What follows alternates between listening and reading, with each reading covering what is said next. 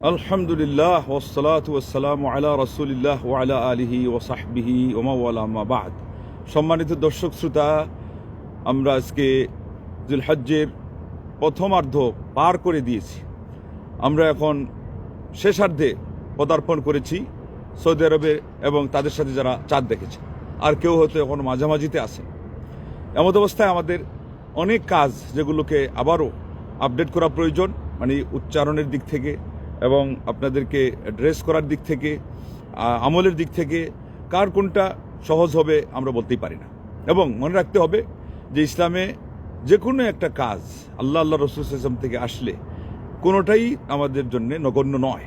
আল্লাহ নবী সাল্লাল্লাহু আলাইহি ওয়াসাল্লাম বলেছেন, লা তাহকিরান্না মিনাল মারুফি শাইআন ওয়ালাউ আন তালকা আখাকা বিওয়াজহিন তালিকিন। তোমার ভাইয়ের সাথে হাসি মুখে দেখা করাটাও তুমি নগণ্য মনে করো না, এটাকে তুমি তুচ্ছ মনে করো না।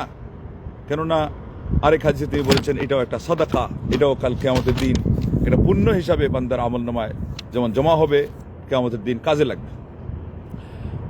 আল্লাহ নবী সাল্লাল্লাহু আলাইহি ওয়াসাল্লাম সাহাবাগণ সরাসরি এইরকম কোনো কথা এসে গেলে তো কিভাবে যে তারা আমল করতেন। ইবনে মাসউদ রাদিয়াল্লাহু তাআলা আনহু শুক্রবার দিন মসজিদে প্রবেশ করতেছেন, আল্লাহ নবী সাল্লাল্লাহু আলাইহি ওয়াসাল্লাম অন্যান্য মানুষের অবস্থা দেখে, বিশেষ করে আরও দুইজন তারা একজন আরেকজনের সাথে তর্কের মতো করে পরিবেশ পৌঁছে গিয়েছেন, এটা দেখে তিনি বলে দিলেন যে তোমরা বসে যাও। কি বলবেন? ইবনে মাসউদ মনে করেছেন এটা বোধহয় নির্দেশ আমার জন্য এসেছে। আল্লাহু আকবার। সুনান আবু দাউদে 1091 সিরিয়ালে উনি সাথে সাথে মসজিদের দরজাতেই বসে গেলেন। তারপরে আল্লাহ নবী সাহেব বললেন, ইবনে মাসউদ সামনে বাড়ো, তোমাকে কে বলেছে এখানে বসতে? তখন তিনি বললেন যে আমি তো ওইটা খেয়াল করি নাই, আপনার নির্দেশ যখন শুনেছি শব্দটা কানে আসছে ইজলিস, আমি সাথে সাথে বসে গেছি। আল্লাহু আকবার। আবার ইবনে ওমর রাদিয়াল্লাহু তাআলা আনহু আল্লাহ নবী সাল্লাল্লাহু আলাইহি ওয়াসাল্লাম সফরে যাওয়ার সময় এক জায়গায় বসেছিলেন, প্রয়োজনে বসেছিলেন। আরেক জায়গায় আল্লাহ নবী সাল্লাল্লাহু আলাইহি ওয়াসাল্লামের গাছের ডালের কারণে ফিরত এসেছিলেন, তখন এটাকে তিনি সরিয়ে দিয়ে তারপরে অগ্রসর হয়েছেন। ইবনে ওমর রাদিয়াল্লাহু তাআলা আনহু ওই ঘটনাতে তার সেখানে গাছের ডালও ছিল না, তার সেখানে কোনো প্রয়োজনও দেখা দিয়েছিল না, তিনি ওইভাবে ফিরত এসে আবার সামনে গেলেন এবং ওই জায়গায় বসে যেখানে নবী সাল্লাল্লাহু আলাইহি ওয়াসাল্লাম তার প্রয়োজনে বসেছিলেন, আল্লাহু আকবার, সেই জায়গায় বসে তারপরে তিনি গেলেন। লোকজন জিজ্ঞাসা করলো, আপনি তো কোনো কারণ ছাড়াই এই কাজগুলো করলেন। বললেন এখানে কোনো কারণ নাই, নবী সাল্লাল্লাহু আলাইহি ওয়াসাল্লামকে আমি দেখেছি এই আচরণ করেছেন, তার এই অঙ্গভঙ্গিটা আমি ফলো করলাম, এটাই আমি মনে করি আমার দায়িত্ব। তারা অনেক সময় কারণটা পর্যন্ত বুঝতে যেতেন না।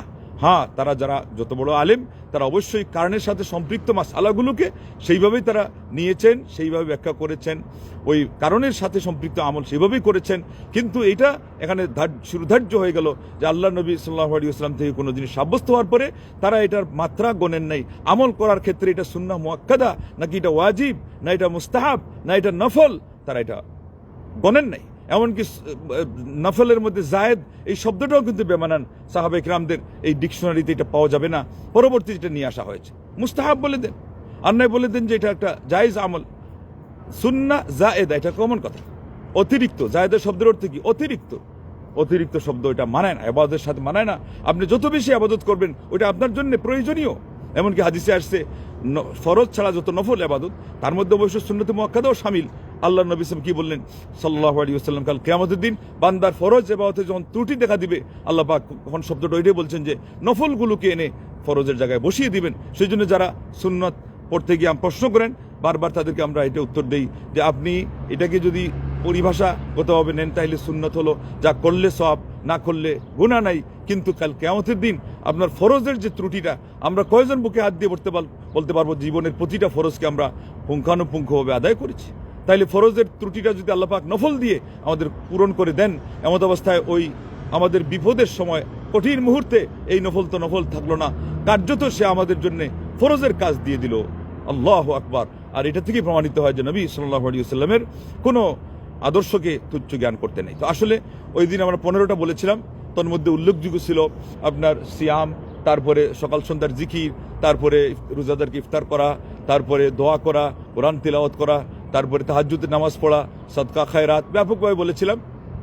এরপরে আপনার চাষের সালাত পড়া, কুরবানি, এইভাবে করে ফকিরদেরকে দেওয়া। আজকে আমরা আরও কয়েকটা পয়েন্ট আউট করবো, হয়তো কিছু রিপিট হবে, হলে তার একটা অতিরিক্ত এখানে কিছু সিগনিফিকেন্ট উল্লেখ করা হবে বা কারণ উল্লেখ করে বলা হবে। তো যাই হোক, আজকেও প্রায় 15টার মতো আমল উল্লেখ করা হবে। রিপিট হলে তো হলেই, আর যেটা নতুন সেটা যেন আমরা এটার উপর আমল করার জন্য সবাই বদ্ধপরিকর হই। আজকে আমরা যেটা নতুন করে বলবো এটা হলো বিররুল ওয়ালিদাই, মাতা পিতার সাথে সদ্ব্যবহার করা। আল্লাহু আকবার। আল্লাহ পাক কি বলেছেন? ও কাদা রব্বুকা আল্লাহ তা'বুদু ইল্লা ইয়াহ ওয়া বিল ওয়ালিদাইনি ইহসানা, সূরা বনী ইসরাঈলের আল্লাহ পাক বললেন যে তিনি ফয়সালা করেছেন ইবাদত আল্লাহ ছাড়া কারো হবে না, আর মাতা পিতার সাথে ভালো ব্যবহার করতে বলেছেন। এখানে মুফাসসিরিনগণ সবাই একমত যে আল্লাহ রাব্বুল আলামিন তার অধিকারের পরে পরেই মাতা পিতার অধিকারকে তিনি প্রাধান্য দিয়েছেন। আল্লাহু আকবার। তার অধিকারের মধ্যে অবশ্য এসে গেছে অন্যান্য ইবাদত, তা না হলে তো নাম ধরে বলতে গেলে সালাত আসতো, ইসলামের রুকুনগুলো আসতোই, কিন্তু এরপরও একটা ইজমালিভাবে বলে দেওয়া হলো আল্লাহর অধিকারকে ইজমালিভাবে যদি বান্দা আদায় করে, এর পরে পরে সারা পৃথিবীর মধ্যে তার সবচেয়ে বড় অধিকার মাতা পিতা। এখানে আল্লাহর অধিকারের সাথে নবী সাল্লাল্লাহু আলাইহি ওয়াসাল্লামের কথা এসে যাবে। নবী সাল্লাল্লাহু আলাইহি ওয়াসাল্লাম এর অধিকার সবচেয়ে বড় না, এবং ওনাকে ভালোবাসাটা আল্লাহর ভালোবাসার সাথে মিল করে ভালোবাসতে হবে, এটা তো এসেছে। ইবাদতের ক্ষেত্রে সীমাবদ্ধ হবে আল্লাহ রাব্বুল আলামিন প্রসঙ্গ, আল্লাহর জন্য ইবাদত। আনুগত্যের ক্ষেত্রে যেমন আল্লাহকে আমরা আনুগত্য করি, আল্লাহর আনুগত্য করি, আমরা নবী সাল্লাল্লাহু আলাইহি ওয়াসাল্লামের আনুগত্য করি, অনুসরণ করি, এবং ভালোবাসায় আমরা দুইজনকেই আমরা শীর্ষে রাখি। তাইলে বোঝা গেল বিশেষ কিছু কারণে সেখানে আরো কিছু মাঝখানে ঢুকবে, তা না হলে ইজমালিভাবে আল্লাহ যেটা বলেছেন আল্লাহর অধিকারের পরে পরে সেখানে মাতা পিতার অধিকারকে আল্লাহ গুরুত্ব দিয়েছেন, আমাদেরকে গুরুত্ব দিতেই হবে। এরপরে পরে তার সাথে সংশ্লিষ্ট হলো আপনার রক্তের সম্পর্ক, যেটাকে সিলাতুর রাহিম বলা হয়। এটা অনেক গুরুত্বপূর্ণ একটি বিষয়। রক্তের সম্পর্ক বজায় রাখা এটা অনেক গুরুত্বপূর্ণ একটা বিষয়, এবং এটার গুরুত্বের পাশাপাশি গুরুত্ব তো আছেই। তাকে রহমান শব্দ থেকে আল্লাহ রাব্বুল আলামিন নির্গত করার পরে সে ওনার কোমর ধরে বসলো, এরপরে বলল যে আমার ওয়াদা আছে, বলে কি যে আপনার সাথে যে সম্পর্ক জুড়ে রাখবে আপনি, তার সাথে আমার সাথে যে সম্পর্ক জুড়ে রাখবেন, মানে রক্তের সম্পর্ক, তার সাথে আপনি সম্পর্ক জুড়ে রাখবেন, আর আমার সাথে যে সম্পর্ক কেটে রাখবে আপনিও তার সাথে আপনার সম্পর্ক নষ্ট করে ফেলবেন। আল্লাহ বলেন তোমাকে আমি এই ওয়াদা দিলাম। আল্লাহু আকবার। এবং আরেক হাদিসে সরাসরি তিনি বলেছেন যে আমি তাকে আমার রহমান নাম থেকে নির্গত করেছি। যে ব্যক্তি তাকে মিলিয়ে রাখবে আমিও তাকে মিলিয়ে রাখবো, যে তাকে কেটে দিবে আমিও তাকে কেটে দিব। আর বুখারী শরীফের হাদিস, যে ব্যক্তি পছন্দ করে যে ইউনসা আলাহু ফি উমরি ওয়া ইউবসাত আলাহু ফি রিজকি ফালিয়াসিল রাহিমাহ, যে ব্যক্তি চায় যে তার আয়ু বৃদ্ধি করা হোক, রিজিকেও বারাকা দান করা হোক, সেজন্য তার রক্তের সম্পর্ক বজায় রাখে। আল্লাহু আকবার। তার সাথে সাথে আমরা উল্লেখ করে ফেলি প্রতিবেশীর সাথে ভালো ব্যবহার করা। এটা তো সব সময় করবেন, বিশেষ করে এই দশকে করবেন। আর এটা এই জন্য এখন উল্লেখ করলাম যে একসাথে আসছে যে হসনুল খুলুকি ওয়া হসনুল জিওয়ার ইউআম্মিরানিদ দিয়ার ওয়া ইয়াজিদানি ফিল আমার, উত্তম চরিত্র এবং উত্তম প্রতিবেশিত্ব, এবং এক বর্ণনা এটা আসছে সিলাতুর রাহিম। আল্লাহু আকবার। একসাথেই যে রক্ত সম্পর্ক বজায় রাখা, এরপরই বলেছেন হসনুল খুলুক উত্তম চরিত্র, এবং হসনুল জিওয়ার উত্তম প্রতিবেশিত্ব। তার মানে যারা আপনার পাশে থাকে, এরা রক্তের সম্পর্ক হওয়া লাগবে না, এক দেশের হওয়া লাগবে না, এমনকি মুসলমানও হওয়া সবসময় শর্ত নয়। প্রতিবেশী হওয়ার কারণে তার একটা অধিকার আছে, তার সাথে ভালো ব্যবহার করলে আল্লাহ নবী সাল্লাল্লাহু আলাইহি ওয়াসাল্লাম বলেছেন যে এর মাধ্যমে ঘর দূর আবাদ হয় এবং মানুষের আয়ু বৃদ্ধি পায়। তা এই কাজগুলো আপনি এই দশকে করবেন, এটা আরো বেশি মানায়, আরো বেশি জুৎসই মানানসই, এবং অভ্যস্ত হওয়ার জন্য এটা একটা উপযুক্ত মৌসুম। তাহলে আমরা এটাকে যদি 3 নম্বরে উল্লেখ করি, তাহলে বরং 4 নম্বরে আসবে। 4 নম্বরে আমরা বলবো তাইলে ইকরামুদ দাইফ, মেহমানের সম্মান করা। বুখারী শরীফে হাদিস আসছে যে মান কানা ইউমিনু বিল্লাহি ওয়াল ইয়াউমিল আখির ফালইয়াকুল খায়রা আও লিয়াসমুত, এটাও এর ভিতরে শামিল রেখে নেন তাইলে 4 নম্বরে অথবা 3 নম্বরে, যে ব্যক্তি আল্লাহ এবং পরকালে বিশ্বাসী সে যেন কথা বললে ভালো কথা বলে, তা না হলে চুপ থাকে। লা ইলাহা ইল্লাল্লাহ। আর ওই হাদিসে বলেছেন মান কানা ইউমিনু বিল্লাহি ওয়াল ইয়াউমিল আখির ফালইউকরিম জারাহ, যে ব্যক্তি আল্লাহতে বিশ্বাসী, পরকালে বিশ্বাসী, সে যেন তার প্রতিবেশীকে সম্মান করে। ওই হাদিসে আসছে। তাইলে এবার 5 নম্বর গণতে পারেন। এখানে 5 নম্বর, মান কানা ইউমিনু বিল্লাহি ওয়াল ইয়াউমিল আখির ফালইউকরিম দাইফাহু, যে ব্যক্তি আল্লাহতে বিশ্বাসী এবং পরকালে বিশ্বাসী, সে যেন তার মেহমানের সম্মান করে। 5টা আমরা এখানে অনায়াসে বলতেই পারি। এরপরে 6 নম্বরে আপনি বলবেন যে বেশি বেশি করে সালাম দেওয়া, বেশি বেশি করে সালাম দেওয়া। এটা আল্লাহ নবী সাল্লাল্লাহু আলাইহি ওয়াসাল্লাম বলেছেন আফশুস সালামা বাইনাকুম, তোমরা সালামকে ব্যাপক করো। মুসলিম শরীফের হাদিস যে লা তাদখুলুল জান্নাতা হাত্তা তুমিনু ওয়ালা তুমিনু হাত্তা তাহাব্বু আওয়ালা আদুল্লুকুম আলা শাইইন ইযা ফাআলতুমুহু তাহাব্বাতুম, না বলেছেন লা তাদখুলুল জান্নাতা হাত্তা তুমিনু ওয়ালা তুমিনু হাত্তা তাহাব্বু। এরপরে বললেন যে আমি কি বলবো না এমন একটা কাজের কথা যেটা তোমরা যদি আমলে আনো তাহলে তোমাদের পরস্পর ভালোবাসা বৃদ্ধি পাবে। আফশুস সালামা বাইনাকুম। এর আগে বললেন তোমরা জান্নাতে প্রবেশ করতেই পারবে না পরস্পরে যদি ভালোবাসতে না জানো। আর পরে বললেন আমি কি বলবো না এমন কাজের কথা, এই কাজ করলে তো ভালোবাসার সৃষ্টি হবে। বললেন যে ব্যাপকভাবে সালামকে তোমরা চর্চা করো সাল্লাল্লাহু আলাইহি ওয়াসাল্লাম। সালাম এটা মানে অভিবাদন, ইসলামের যেই শুভেচ্ছা বিনিময় এর মাধ্যমে হয়ে যাচ্ছে, দোয়া বিনিময় হচ্ছে।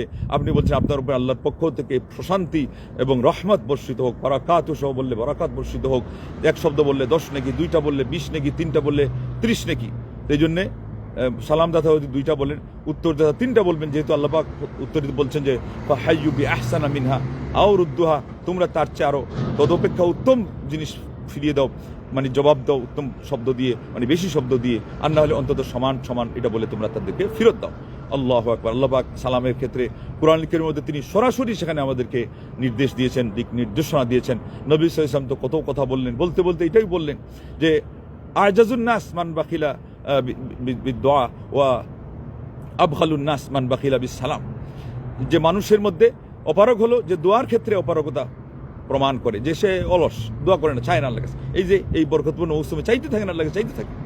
আর বললেন যে সবচেয়ে বেশি কৃপণ মানুষকে যে ব্যক্তি সালামের ক্ষেত্রে কার্পণ্য করে। আর আরেক হাদিসে বলেছেন যে আল বাখিলু মান যুকিরতু ইনদা ওয়ালাম ইউসাল্লি আলাইহি। তাইলে এবার আসেন 6 থেকে 7 আমরা এসে গেলাম আল্লাহর নবী সাল্লাল্লাহু আলাইহি ওয়াসাল্লামের উপর বেশি বেশি দুরূদ পড়া। বৃহস্পতিবার দিনগত রাত থেকে নিয়ে শুক্রবার পর্যন্ত তো পড়বেনই, এটা আল্লাহর নবী সাল্লাল্লাহু আলাইহি ওয়াসাল্লামের বিশেষ ওসিয়ত। এছাড়াও আপনি বেশি বেশি আমার নবী সাল্লাল্লাহু আলাইহি ওয়াসাল্লামের দুরূদ পড়বেন। পড়লে উবাই ইবনে কাব রাদিয়াল্লাহু আনহু হাদিসে বলা আছে ইদান তুকফা হাম্মুক ওয়া হাম্মাক ওয়া ইউগফার লাকা যামবুক।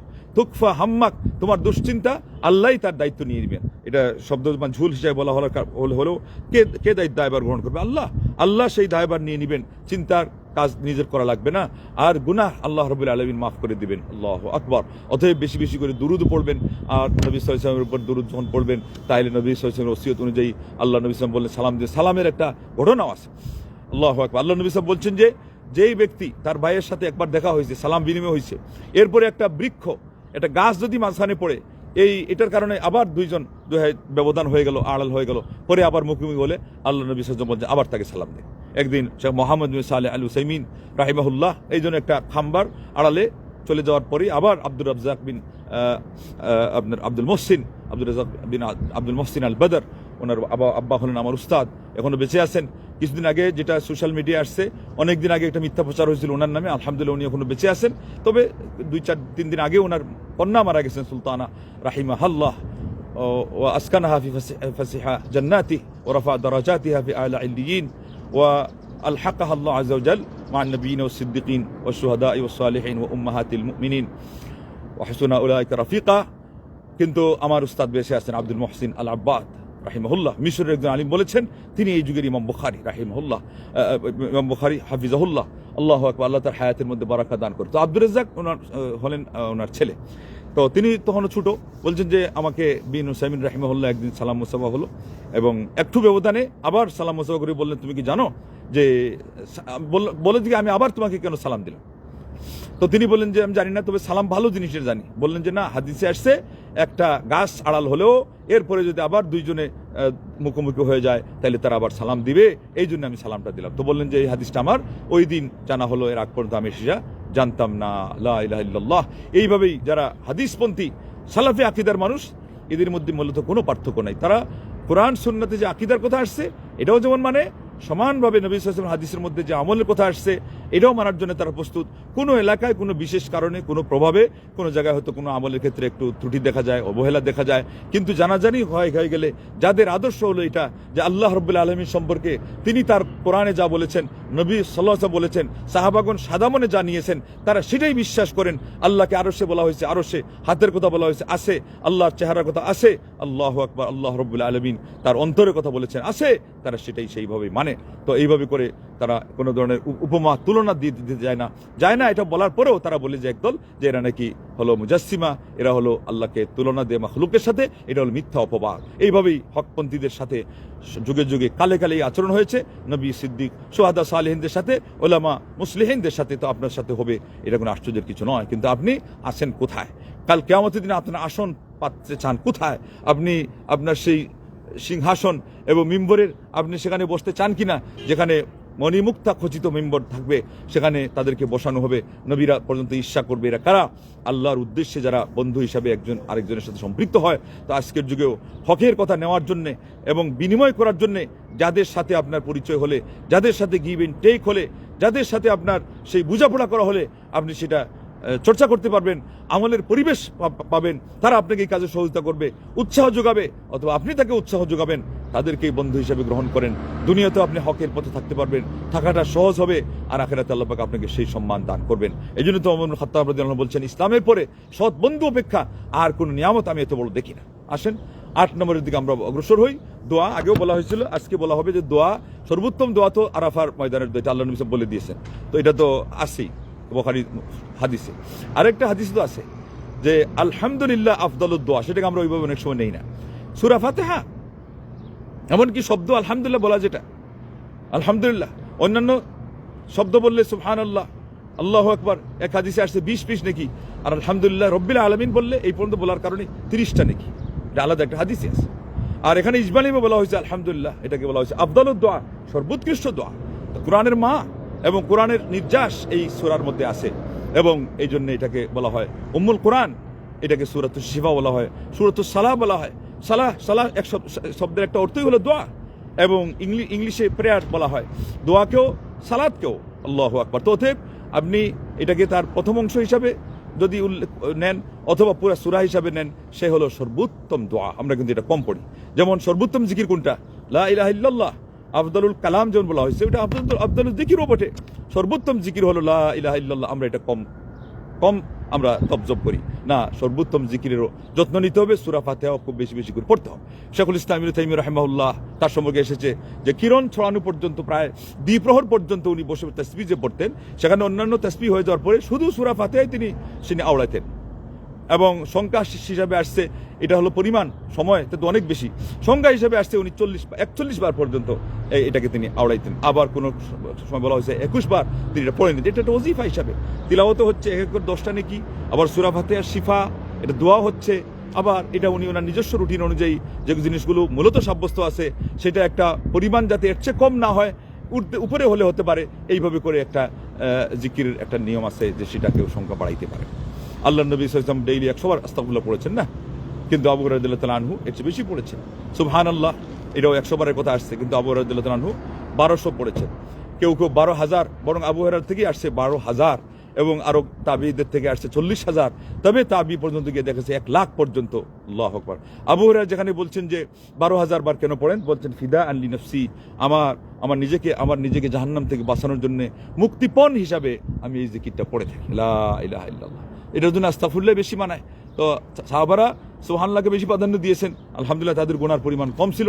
আমাদের গুনাহ যেহেতু বেশি সবারই গুনাহ হয়, সেই জন্য আমাদের আস্তাগফিরুল্লাহকে প্রাধান্য দেওয়া বেশি উচিত। এবং হাসান বসরি সহ শেখুল ইসলাম বলছেন, যাদের কাপড়ে ময়লা বেশি সেটার জন্য সাবান যেমন মানায়, আর ময়লা না থাকলে সেটা হলো আতর গোলাপ মানায়, ঠিক যাদের পাপ বেশি তারা আস্তাগফিরুল্লাহকে বেশি প্রাধান্য দিবে, আর যাদের পাপ কম তারা সুবহানাল্লাহকে বেশি প্রাধান্য দিবে। এটা একটা মূলনীতি তারা বলেছে। আচ্ছা, আমরা আরেকটু সামনের দিকে অগ্রসর হই। এখানে ইস্তিগফারও এসে গেছে, দোয়ার মধ্যে আস্তাগফিরুল্লাহ বেশি পড়বেন। আল্লাহর নবী সাল্লাল্লাহু আলাইহি ওয়াসাল্লামের দুরুদের কথা এটাও এসে গেছে আগেই। তো নবী সাল্লাল্লাহু আলাইহি ওয়াসাল্লামের দুরুদ, এটা আরেকটা আমল। এটা দিয়ে আমরা যদি 9 পুরা করি তাহলে 10 হবে। আল্লাহু আকবার। যে অজু অবস্থায় শুইতে যাওয়া,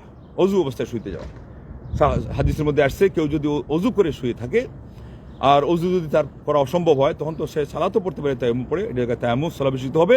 তাইলে তার শরীরের সাথে ঘেঁষে গিয়ে একজন ফেরেশতা রাত্রি যাপন করবেন। সে যখনই এদিক থেকে সেদিক তার সেই পার্শ্ব ফিরাবে, তখনই আল্লাহ রাব্বুল আলামিনের ফেরেশতা তার জন্য দোয়া করবেন, আল্লাহ তোমার বান্দাকে তুমি মাফ করে দাও। লা ইলাহা ইল্লাল্লাহ, লা ইলাহা ইল্লাল্লাহ। অজু করে শুয়ে যাওয়ার কারণে এই ফজিলত। এবং মাঝখানে দুধ ভঙ্গ হয়ে যায়, ঘুমে গেলে তো অজু ভঙ্গ হয়ে যায়, কিন্তু এরপরও যেহেতু শোয়ার সময় তিনি অজু করে শুয়েছিলেন, তার এই ফজিলত থেকে গেল। 11 নম্বর হলো শুক্রবার দিন। আগামী শুক্রবার আসতেছে। শুক্রবার দিন আপনি কি করবেন? এই শুক্রবার দিনে ঈদ, আবার কোনো কোনো জায়গায় শুক্রবার দিন 9 তারিখ পড়বে, তাইলে এই পুরোটাই 10 তারিখের ভিতরে গোসল করাতে এমনিই অনেকে বলছেন ওয়াজিব, হাদিসে আসছে ওয়াজিবুন, কিন্তু অর্থটা নেওয়া হয়েছে যে সুন্নাহ অর্থে, মুস্তাহাব অর্থে। কিন্তু এখানে আপনি আরও বেশি গুরুত্ব দিবেন, বিশেষ করে যদি দেখা যায় গরমের তাপ বেশি এবং শরীর ঘর্মাচ্ছন্ন হবে। শরীর ঘর্মাচ্ছন্ন হলে পরস্পরের ঘামের কারণে পরিবেশ দুর্গন্ধযুক্ত হতে পারে। এমন অবস্থায় তো আলেমগণ একদল বলছেন ওয়াজিবই হয়ে যায়। তো যাই হোক, মোট কথা এই দর্শকে যেহেতু এই কথা এই আমলটা সব সময়ের জন্য ভালো, এই সময় আরও ভালো হবে। এটা যদি 11 নম্বর হয়, তাহলে 12 নম্বর হবে মানুষকে সদুপদেশ দেওয়া, ভালো কথার স্মরণ করিয়ে দেওয়া। আল্লাহ নবী সাল্লাল্লাহু আলাইহি ওয়াসাল্লাম বললেন না যে 360টি জয়েন্ট মানুষ নিয়ে সকাল করে, এমন অবস্থায় এটা একটা সদকা, ওইটা একটা সদকা, সুবহানাল্লাহ আলহামদুলিল্লাহ বললেন না। তারপরে বললেন যে ভালো কথা বলাও সদকা, এটা হলো উপদেশ, ভালো কথা স্মরণ করে দেওয়া, এটা সদকা। আবার নাম ধরে বলেছেন সৎকাজে আদেশ দেওয়া সদকা, তাইলে 12 নম্বর এটা, বা 13 নম্বর, তাইলে 14 নম্বর হলো অসৎ কাজ থেকে বাধা প্রদান করা, এটাও আল্লাহ নবী বলছেন এটা সদকা। এরপরে 15 নম্বর আমরা কি বলবো? 15 নম্বর আমরা গিয়ে বলবো যে আল্লাহ নবী সাল্লাল্লাহু আলাইহি ওয়াসাল্লাম আমাদেরকে যে বলে দিলেন যে আরাফার দিনে একদিনে 2 বছরের গুনার কাফফারা হয়, সেটার ব্যাপারে যত্ন নেওয়া। আর সেটা সৌদি আরবের এবার চাঁদ দেখার নিয়ম অনুযায়ী বৃহস্পতিবার মিলতেছে। আমরা আপনাদেরকে আহ্বান জানাবো, যে যেখান থেকেই দেখছেন বা যার যেখানেই যেই তারিখে হোক না কেন, আরাফা যেহেতু এটা একটা হজ্জের সাথে সংশ্লিষ্ট একটা অনুষ্ঠানের দিনের নাম, সেই দিনের সাথে মিলালে এটা বেশি শক্তিশালী হয় এবং এটা নিরঙ্কুশ হয়। আল্লাহ নবী সাল্লাল্লাহু আলাইহি ওয়াসাল্লাম এখানে তারিখ মেনশন করেন নাই, মেনশন করেছেন আরাফার দিন। তো আরাফার দিন তো এখানে যেটা বৃহস্পতিবার সেটা আরাফার দিন হবে, আমাদের দেশে যেটা শুক্রবার সেটাকে তো আরাফার দিন এবার বলা হবে না। আর সেই সাথে আলেমদের একটা মত এটাও আছে যে বৎসরের সেরা দিন কিন্তু কুরবানির ঈদের দিন, কিন্তু একদল আলিম বলছেন যদি কুরবানির ঈদের দিন আবার শুক্রবার মিলে যায় তাহলে ওইটাই সেরা দিন হয়ে যায়। এটা একটা মানে ওইটা শক্তিশালী হওয়ার একটা দিক। তো আমাদের দেশে তো ওইটা পড়ে যাচ্ছে শুক্রবার দিন, তো সেই হিসাবে এটা গুরুত্ব দিবেন আপনারা। রোজা 9 তারিখ হিসাবে রাখেন অথবা আরাফার দিন হিসাবে রাখেন, যে কোনো একটাই রাখেন। এবারকার তাইলে বোঝা গেল আপনাদের এখানে আরাফার দিনের এটা বেশি তাৎপর্য বেড়ে গেল, আর আমাদের এখানে এই ঈদুল আজহার দিনের তাৎপর্য বেড়ে গেল। কিভাবে?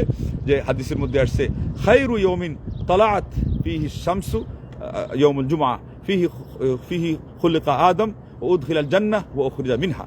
আল্লাহর নিকটে সর্বোৎকৃষ্ট দিন হলো শুক্রবার দিন। সেই দিনে আদম আলা নবী সাল্লামকে সৃষ্টি করা হয়েছে, এই দিনে তাকে জান্নাতে প্রবিষ্ট করা হয়েছিল, এই দিনই তাকে জান্নাত থেকে বের করা হয়েছে।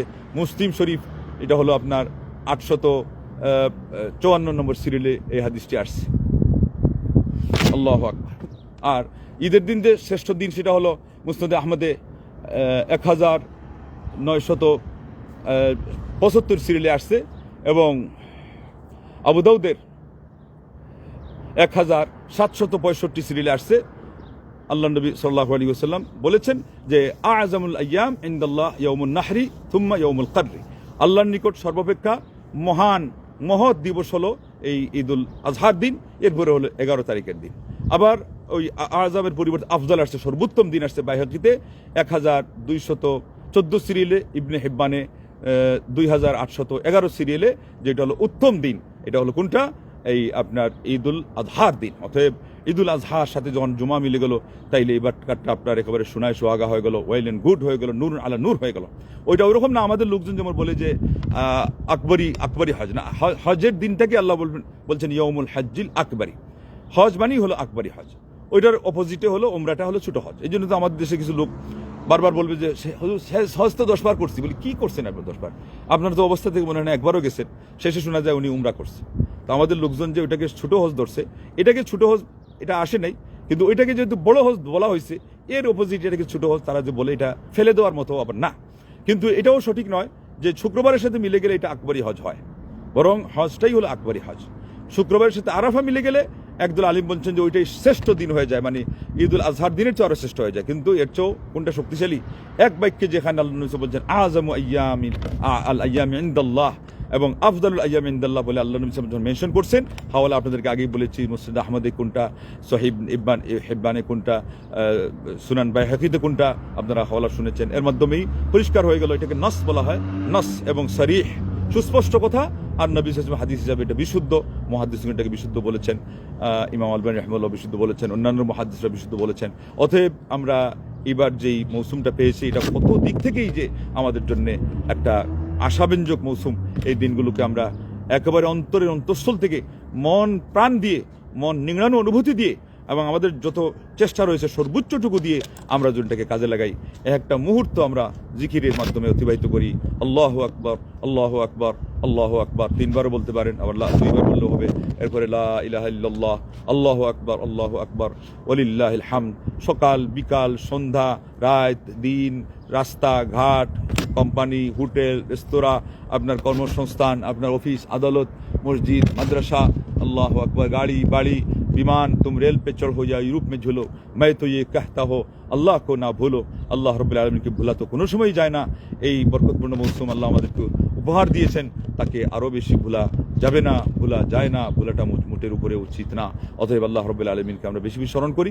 মহান রব্বুল আলমিনের সম্মানের ভিতরে এটা সামিল হবে যে তার সম্মানী জিনিসগুলিকে আমরা যদি সম্মান করি, মূল্যায়ন করি। আল্লাহ বলছেন ওমান ইউআযিম শাআইরাল্লাহ ফাইন্নাহা মিন তাকওয়াল কুলুব ওমান ইউআযিম হুরুমাতিল্লাহ ফাইন্নাহা মিন তাকওয়াল কুলুব। আল্লাহর নিদর্শনবাহী বস্তুগুলোকে যে সম্মান করবে, আল্লাহর পক্ষ থেকে নিষিদ্ধ জিনিসগুলোকে যে সম্মান করবে, মানে নিষিদ্ধ কাজ করবে না, এটা তার অন্তরের মূলত তাকওয়ার পরিচায়ক। এবং এটার সাথে খুব মিলে, খুব মানানসই হয় সূরা হজ্জের 27 নম্বর আয়াত আবার স্মরণ করিয়ে দেওয়া, লা ইয়ানালাল্লাহু লুহুমুহা ওয়ালা দিমাউহা ওয়ালাকিন ইয়ানালুহু তাকওয়া মিনকুম। আল্লাহর নিকটে তোমাদের এই কুরবানির গোশতও পৌঁছায় না, মাংসও পৌঁছায় না, রক্তও পৌঁছায় না। যদি আল্লাহর কাছে পৌঁছায় তাহলে তোমাদের অন্তরের পরিচ্ছন্নতা, ঐকান্তিকতা, মনের যে একনিষ্ঠতা, বিশুদ্ধতা। আসুন আমরা প্রত্যেকটা কাজকে সেইভাবেই সুসম্পন্ন করি। আল্লাহ আমাদেরকেও তৌফিক দান করুক, আমাদের হাজি ভাইদেরকেও এবং হাজ হিসেবে যে সমস্ত মহিলারা আসছেন সবাইকে হজ্জে মাবরুর নসিব করুন। আমাদের সবাইকে আল্লাহ ভালো রাখুন, ঈমান ইসলামের উপর রাখুন, যতদিন দুনিয়াতে হায়াত দিয়ে রাখেন। আর যাদের নিয়ে নেন ঈমানের উপর নেন, সবাইকে জান্নাতুল ফিরদৌসের অধিবাসী করেন, আমিন। ওয়া আখিরু দাওয়ানা আনিল হামদুলিল্লাহি রাব্বিল আলামিন। ওয়াসসালামু আলাইকুম ওয়া রাহমাতুল্লাহি ওয়া বারাকাতুহু।